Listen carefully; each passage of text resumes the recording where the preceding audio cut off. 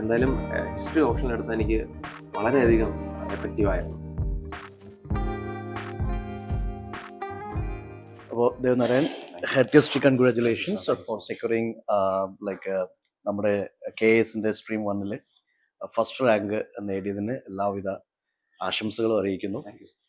അപ്പം ഞാൻ ഈ ഒരു റിസൾട്ട് വന്നതിന് ശേഷം എനിക്ക് തോന്നുന്നു ഇത് കുറേ പേരുടെ ഒരു പേഴ്സണൽ എന്താ പറയുക വലിയൊരു ഒരു ആഘോഷമാണ്. ഇപ്പോൾ പ്രത്യേകിച്ച് ദേവനാരായൺ അറിയാം, നമ്മുടെ Rajeev, that was your reference. അപ്പോൾ ഹി വാസ് സോ എക്സൈറ്റഡ്. അപ്പം അത് ഒരുപാട് പേർക്ക് വലിയൊരു പ്രചോദനമാണ്. നമുക്കൊരു കൺസിസ്റ്റൻസി ഉണ്ടെങ്കിൽ, അല്ലെങ്കിൽ ഒരു ഡ്രീം നമുക്കുണ്ട്, അതിന് വേണ്ടിയിട്ട് കുറച്ച് കഷ്ടപ്പെടാൻ തയ്യാറാണെങ്കിൽ നമുക്ക് അച്ചീവ് ചെയ്യാൻ പറ്റും എന്നുള്ളതിൻ്റെ വലിയൊരു ഉദാഹരണമാണ് your results. So once again heartiest congratulations on behalf of entire ഗാലൻഡേസ് ഫാമിലി. അപ്പോൾ എനിക്ക് ആദ്യം ചോദിക്കാനുള്ളത്, ഇത് ഒരു ക്ലീഷേ ക്വസ്റ്റ്യൻ ആയിരിക്കാം, ഒരു ഫസ്റ്റ് റാങ്ക് എന്നുള്ളത് എക്സ്പെക്ട് ചെയ്തിരുന്നോ? സാർ, നല്ലൊരു റാങ്ക് വരുമെന്ന് എനിക്കൊരു പ്രതീക്ഷ ഉണ്ടായിരുന്നു. ഒരിക്കലും ഫസ്റ്റ് റാങ്ക് അങ്ങനെ എക്സ്പെക്ട് ചെയ്തിരുന്നില്ല. പക്ഷേ എല്ലാവരും പോലെ നല്ലൊരു റാങ്ക് വരണം എന്നൊരു ആഗ്രഹം ഉണ്ടായിരുന്നു. പ്രതീക്ഷ ഉണ്ട് ടോപ്പ് 10 വരിക. ഫൈൻ. അപ്പം ദേവനാരായൺ നമ്മുടെ സിവിൽ സർവീസ് എന്താ പറയുക, UPSC സിവിൽ സർവീസിന് വേണ്ടി പ്രിപ്പയർ ചെയ്യുന്ന ഒരാളും കൂടിയാണ്, നമ്മുടെ ഹിസ്റ്ററി ഓപ്ഷണൽ സ്റ്റുഡൻ്റ് ആണ്. UPSCന്റെ പ്രിപ്പറേഷൻ നമുക്ക് ഈ KS എക്സാമിന് ഏത് എക്സ്റ്റെൻഡ് വരെ ഹെൽപ്പ് ചെയ്തിട്ടുണ്ടാവും? സർ, UPSC പ്രിപ്പറേഷൻ തന്നെയാണ് KSന്റെ വളരെ ബേസ് ആയിട്ട് എനിക്ക് തോന്നുന്നത്. രണ്ട് രീതിയുണ്ട് സാർ. ഒന്ന്, ഞാൻ ഓൾറെഡി ഒരു PSC ആസ്പിറന്റ് ആയിരുന്നു. നല്ലൊരു സ്ട്രോങ് ഫൗണ്ടേഷൻ ആയിരുന്നു.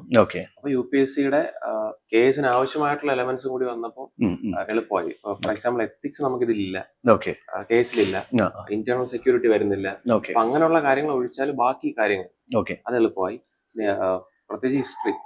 അപ്പോൾ അത് ഞാൻ ഓപ്ഷണലിന്റെ കാര്യം പറയുമ്പോൾ എന്തായാലും UPSC ബാക്ക്ഗ്രൗണ്ട്, പ്രത്യേകിച്ച് ആൻസർ റൈറ്റിംഗ്, അത് തന്നെയാണ് ഇതിന്റെ അടിസ്ഥാനപരമായിട്ടുള്ള കാര്യം. അപ്പൊ അത് ഹെൽപ്ഫുൾ ആയിരുന്നു. നമ്മൾ ഇത് KSലേക്ക് വരുമ്പോൾ നമുക്കറിയാം, നമ്മൾ യൂഷ്വലി UPSCയിൽ വരുന്നത് ഈ 10 മാർക്കേഴ്സ്, 15 മാർക്കേഴ്സ്, 20 മാർക്കേഴ്സ് ക്വസ്റ്റ്യൻസ് ആണ്. KSലേക്ക് വരുമ്പോൾ നമുക്ക് ഈ 3 മാർക്സിന്റെയും 5 മാർക്സിന്റെ ഒക്കെ ക്വസ്റ്റ്യൻസ് വി ഹാവ്. അപ്പം എന്തായിരിക്കും ഒരു ആൻസർ റൈറ്റിംഗ് പെർസ്പെക്റ്റീവിൽ നമുക്ക് KS പ്രിപ്പയർ ചെയ്യുന്ന സ്റ്റുഡൻസ്, UPSC ആസ്പിറൻസ് ശ്രദ്ധിക്കേണ്ട ചില എലമെന്റ്സ് എന്തായിരിക്കും? സർ, ഫസ്റ്റ് KS പോലെ തന്നെയായിരുന്നു ഇപ്രാവശ്യം. നമുക്ക് അറിയില്ല ഇത് എങ്ങനെയാണ് പാറ്റേൺ. കാരണം ഫസ്റ്റ് KSന് ഒരുപാട് പ്രശ്നങ്ങൾ ഇങ്ങനെ ഉദ്യോഗാർത്ഥികൾ പറഞ്ഞു.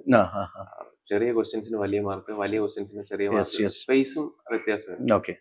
അപ്പൊ ഇപ്രാവശ്യം അതെന്തായാലും ചേഞ്ച് ചെയ്യുന്നൊരു ഉൾവിളി ഉണ്ടായിരുന്നു. ആദ്യ ബാച്ചിനുള്ള അതേ ടെൻഷൻ ഞങ്ങൾക്ക് ഉണ്ടായിരുന്നു. അപ്പൊ ഞാൻ ചെയ്തത്, സ്ഥലം കിട്ടുകയാണെങ്കിൽ ഇൻട്രോ, ബോഡി, കൺക്ലൂഷൻ തന്നെ ഫോളോ ചെയ്യാം. സ്ഥലം ഇല്ലെങ്കിൽ, കാരണം ഞാൻ ഒരു മോക്ക് ടെസ്റ്റിലൊക്കെ ചെയ്തിരുന്നപ്പോ സ്ഥലമില്ലാതെയാണ് വന്നത്. കഴിഞ്ഞ അതേ പാറ്റേൺ ആയിരുന്നു.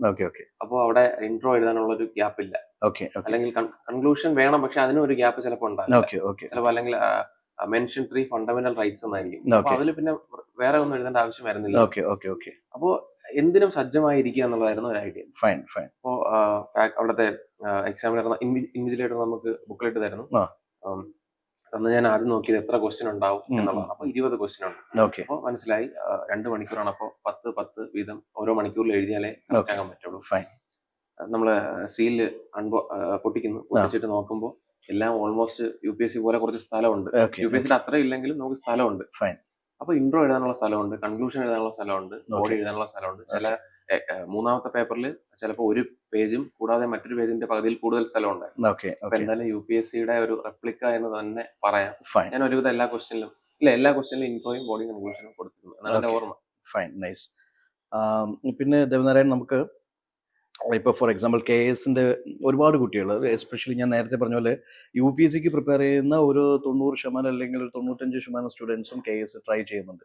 അപ്പോൾ ഇനി വരാൻ പോകുന്ന ഒരു KS എക്സാം എഴുതുന്ന കുട്ടികൾക്ക് ഇപ്പം ആസ് എ ടോപ്പർ എന്നുള്ള രീതിയിൽ ദേവനാരായൺ കൊടുക്കുന്ന ഒരു അഡ്വൈസ് എന്തായിരിക്കും KS പ്രിപ്പറേഷനുമായി ബന്ധപ്പെട്ട്? KS ഇപ്പോൾ സാറിനിപ്പോ വരുന്ന KS എന്ന് വരുമെന്ന് നമുക്കറിയില്ല. എത്രയും പെട്ടെന്ന് വരട്ടെ. രണ്ട് തരം ആളുകളാണ് ഈ എക്സാമിന് ഇപ്പോൾ എഴുതാൻ പോകുന്നത്. ഒന്ന് PSC മാത്രം പഠിക്കുന്നവർ, രണ്ട് UPSC പഠിക്കുന്നവർ. PSC പഠിക്കുന്നവരോട് പറയാനുള്ളത്, പഠിക്കുന്ന കാര്യങ്ങൾ വ്യക്തമാക്കുക, ആഴത്തിൽ തന്നെ പഠിക്കുക, മനസ്സിലാക്കി പഠിക്കുക, കഷ്ടപ്പെട്ടും ഇഷ്ടപ്പെട്ടും പഠിക്കുക. അതിനോടൊപ്പം ആൻസർ റൈറ്റിംഗ് കൂടി ചെയ്യുക. PSC ആസ്പിറൻസ്, കാരണം നമ്മൾ OMR മാത്രമേ ചെയ്യുന്നുള്ളൂ. ഇതാണ് PSC കാരോട് പറയാനുള്ളത്. UPSC കാരോട് പറയാനുള്ളത്, UPSC പഠിക്കുന്നതിനോടൊപ്പം KSന്റെ അല്ലെങ്കിൽ യൂട്യൂബിൽ ഒരുപാട് ഫ്രീ ഹിസ്റ്ററി ക്ലാസ്സസ് അല്ലെങ്കിൽ കേരളവുമായി ബന്ധപ്പെട്ട ക്ലാസ്സുകളുണ്ട്. ഇതെല്ലാം കണ്ട് ഇന്ത്യൻ ഹിസ്റ്ററി നമ്മൾ എങ്ങനെ മനസ്സിലാക്കുന്നു അതുപോലെ കേരള ഹിസ്റ്ററിയും പഠിക്കുക. അതുപോലെ ഇന്ത്യൻ എക്കോണമി ആയാലും മറ്റു വിഷയങ്ങളായാലും അതുപോലെ കേരളത്തിനെയും പഠിക്കുക. ആൻസർ റൈറ്റിംഗ് കണ്ടിന്യൂ ചെയ്യുക. ആൻസർ റൈറ്റിംഗ് തന്നെയാണ് ഇതിന്റെ അടിസ്ഥാനപരമായിട്ടുള്ള കാര്യം. എത്രത്തോളം ഇന്നോവേഷൻസ് കൊണ്ടുവരാൻ പറ്റും അല്ലെങ്കിൽ എത്രത്തോളം ടൈം സേവ് ചെയ്ത് എഴുതാൻ പറ്റും പ്രിപ്പയർ ചെയ്യുക. ഫൈൻ. നമുക്കറിയാം ഇപ്പം ലൈക്ക് നമ്മുടെ ഒരുപാട് സ്റ്റുഡൻസ് വർക്കിംഗ് ആസ്പിറൻസ് ആണ്. അപ്പൊ അതുകൊണ്ട് തന്നെ ഈ റിസൾട്ടിന് അതിൻ്റെതായിട്ടുള്ള വലിയൊരു എന്താ പറയുക ഒരു മൂല്യമുണ്ട്. Actually U are giving A message that like നമ്മുടെ ഡ്രീം കരിയർ അച്ചീവ് ചെയ്യാനായിട്ട് ഒന്നും കോംപ്രമൈസ് ചെയ്യേണ്ട. You can balance. ഇപ്പം നമ്മുടെ പ്രീവിയസ് റിസൾട്ട്സിൽ ഇപ്പം നമ്മുടെ ദേവിപ്രിയ, നീതു അല്ലെങ്കിൽ രജത്ത്, നിഖില് ഇവരൊക്കെ ജോലി ബാലൻസ് ചെയ്ത് പഠിച്ച് സർവീസിൽ കയറിയ ആൾക്കാരാണ്. അപ്പം അതുകൊണ്ട് തന്നെ you are giving a very strong message to the society. ഇപ്പോൾ ജോലിയോടൊപ്പം നിങ്ങൾക്ക് പഠിച്ച് ഒരു ഡിസിപ്ലിൻ ഉണ്ടെങ്കിൽ, കൺസിസ്റ്റൻസി ഉണ്ടെങ്കിൽ നിങ്ങൾക്ക് നേടാൻ പറ്റുമെന്നൊരു വലിയൊരു മെസ്സേജാണ് കൊടുക്കുന്നത്. അപ്പോൾ ഹൗ വാസ് യുവർ സിസ്റ്റം? ഒരു ഡെയിലി റുട്ടീനൊക്കെ എങ്ങനെയായിരുന്നു? ഒരു how you balanced this both job and this preparation? Sir, ഞാൻ അതിൽ കുറച്ചുകൂടെ ഒരു ക്ലാരിഫിക്കേഷൻ വരുത്തേണ്ടതുണ്ട്. ഞാൻ ലീവിൽ പോയിരുന്നു. ഫുൾ ജോലി ചെയ്തുകൊണ്ടല്ല പഠിച്ചത്. ലീവ് എടുക്കുന്നതിന് ഞാൻ ലീവ് എടുക്കാൻ തന്നെ ഇരുന്നു. അതായത് നമ്മുടെ UPSC പ്രിലിംസിന് ഒരു 3 മാസം മുന്നേ ലീവ് എടുക്കാം എന്നുള്ള ധാരണയിൽ ഇരിക്കുന്നു. അപ്പോൾ കുറച്ച് പേഴ്സണൽ റീസൺസ് വന്നു. ഹോസ്പിറ്റലുമായി ബന്ധപ്പെട്ട് കുറച്ച് കാര്യങ്ങൾ വന്നതോടുകൂടി നേരത്തെ ലീവ് എടുക്കേണ്ടി വന്നു. ഞാൻ ജോലി ചെയ്തിരുന്ന സമയങ്ങളിൽ ഒരു 4:45-5 മണിക്ക് നമുക്ക് അവിടെ കഴിഞ്ഞ് ഞാൻ നേരെ യൂണിവേഴ്സിറ്റിയിലാണ് ജോലി ചെയ്യുന്നത്, വയനാടാണ്. അപ്പൊ അവിടുത്തെ ലൈബ്രറിയിൽ പോകും. ലൈബ്രറിയിൽ പോയി ഞാൻ ഫസ്റ്റ് ചെയ്യുന്നത്, ഞാൻ ആ കസറിൽ ഇരിക്കുന്ന ആ മൊമെന്റിൽ തന്നെ ആൻസർ റൈറ്റിംഗ് ബുക്ക്ലെറ്റും കൊണ്ടാണ് ഇരിക്കുന്നത്. ഞാൻ ഓരോ ക്വസ്റ്റ്യൻസ് ആയിട്ട് എടുത്ത് എഴുതി അതിങ്ങനെ 2, 3, 4 വലിയ ബുക്സ് തീർത്തിരുന്നു ഈ ഒരു 4-5 മാസം കൊണ്ട്. പ്രിലിംസിന് എങ്ങനെ പഠിക്കുന്നോ അതിനേക്കാൾ ഒരുപടി കൂടുതൽ ആൻസർ റൈറ്റിംഗ് പഠിക്കും. അല്ലെങ്കിൽ മെയിൻസിന്റെ കണ്ടന്റ് എങ്ങനെ പഠിക്കുന്നു, ആൻസർ റൈറ്റിംഗ് പഠിക്കും. ജോലി ചെയ്തുകൊണ്ട് ജോലി ചെയ്തുകൊണ്ട് എക്സാം എഴുതുന്ന ആസ്പിറൻസിനോട് പറയാനുള്ളത്, ചെറുതാണെങ്കിലും ചെയ്യുക. 1 സ്റ്റെപ്പ് അറ്റ് എ ടൈം എന്നുള്ളതാണ്. അത് അവസാനം നമ്മൾ പറയല്ലോ, Rome was not built in a day. അതുപോലെ തന്നെയാണ് ഓരോ ദിവസവും വാല്യൂ അഡിഷൻ. ഇന്നിപ്പോ നമ്മള് ഇന്റർനാഷണൽ റിലേഷൻസ് പഠിച്ചു, അല്ലെങ്കിൽ ഇന്ത്യയും ചൈനയും തമ്മിലുള്ള ഡിപ്ലോമസി എങ്ങനെയാണെന്ന് പഠിച്ചു. ഇന്ന് അത് മതി. നാളെ ഭൂട്ടാനെ കുറിച്ച് പഠിക്കാം, മറ്റന്നാൾ നേപ്പാൾ പഠിക്കാം. ഇന്നെല്ലാം പഠിക്കണമെന്നില്ല. പക്ഷെ ഒരാഴ്ച കഴിയുമ്പോൾ നമ്മൾ ആ ഒരു മേഖലയിൽ സ്ട്രോങ് ആയിരിക്കും. മുന്നോട്ട് പോകും. നൈസ്. ഇനിയിപ്പം നമ്മുടെ ഹിസ്റ്ററി ഓപ്ഷനിലാണ് ദേവനാരായണന്റെ CSCന്റെ ഓപ്ഷനിൽ വെച്ചിരിക്കുന്നത്.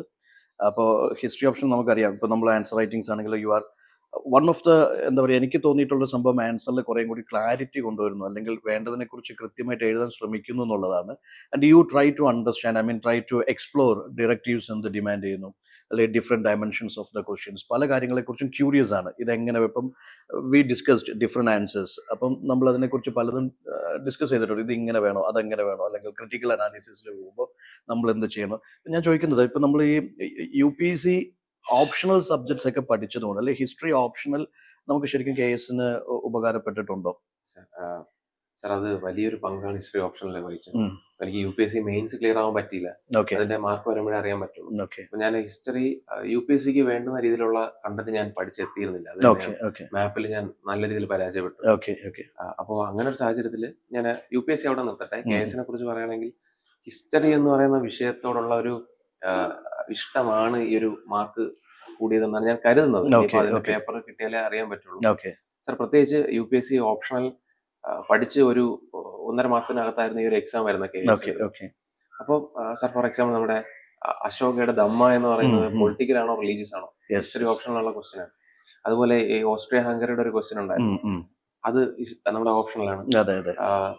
1929 ലാഹോർ സെഷൻ വേഴ്സസ് 1931 കറാച്ചി എന്ന് വേണ്ട നമ്മളെ കേരള ഹിസ്റ്ററി ഒഴികെയുള്ള എല്ലാ ഭാഗവും ഹിസ്റ്ററി ഓപ്ഷൻ ഉള്ളതാണ്. അതുകൊണ്ട് ഹിസ്റ്ററി ഓപ്ഷണൽ ഞാൻ എടുത്തു. എനിക്ക് UPSC മെയിൻസ് ക്ലിയർ ആവാൻ പറ്റില്ല എന്നുള്ള ഒരു വിഷമം എനിക്കില്ല. കാരണം അതിന്റെ റിട്ടേൺ കിട്ടിയത് KSന്റെ ഫസ്റ്റ് പേപ്പറാണ്. അത്യാവശ്യം നല്ല രീതിയിൽ അശോകന്റെ ക്വസ്റ്റ്യൻ വരുമ്പോൾ എക്സാമ്പിളായിട്ട് എനിക്ക് റോക്കഡിക് 13 അങ്ങനെയൊക്കെ കൊടുത്തൊരു വാല്യൂ അഡിഷൻ കൊടുക്കാൻ പറ്റും. അതുപോലെ തന്നെ ഈ പറഞ്ഞ മാപ്പ്, നമ്മുടെ ചന്ദ്രഗുപ്ത മൗര്യന്റെ ടൈമിലുള്ള മാപ്പ്, ഇതൊക്കെ ഞാൻ വരച്ചു എന്നാണ് എന്റെ ഓർമ്മ. UPSCയിലാണോ എന്ന് എനിക്ക് കറക്റ്റ് റീകോൾ ചെയ്യാൻ പറ്റുന്നില്ല. എന്തായാലും ഹിസ്റ്ററി ഓപ്ഷൻ എടുത്ത് എനിക്ക് വളരെയധികം എഫക്റ്റീവ് ആയിരുന്നു. അപ്പോൾ ഒരുപാട് സന്തോഷമുണ്ട് Devanarayan. Actually personally as a mentor എന്നുള്ള രീതിയിലും, അല്ലെങ്കിൽ your result is a is a message, a strong message to everyone preparing for KS and civil services. So once again, heartiest congratulations for securing this first rank in KS exam stream 1. All the best wishes for your future endeavors. Thank you. Thank you so much. Thank you.